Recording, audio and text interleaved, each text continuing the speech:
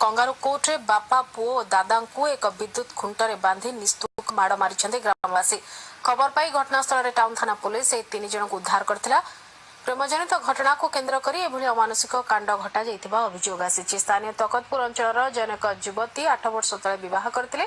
मात्र विवाहर 38 वर्ष पर कौन संतान नथिला। बालेश्वर जन युवक सहित महिला प्रेम संपर्क गढ़ी उठिथिबा अभियोग होइतिला। गत 25 तारिख में महिला जनकर से युवक सहित पलि जीवार खबर आसला। एने महिला परिवार पक्षरु थाना रे मामला रुजु होइतिला। महिला को मुंबई उद्धार करी परिवार लोकों को हस्तांतर करा जायतिला।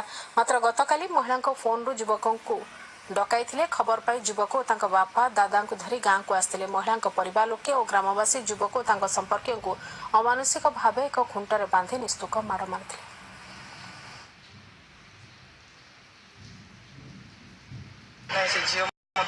निर्यातना दूसरी मतलब से जगह रख आम भर भल पाइबा होता मैरेज प्रपोजाल भी था। झील डाक आम घर मीमांसा करदे मैरेज प्रपोजाल दब से तुम आस आम घर मीमांसा घर आस बाड़े।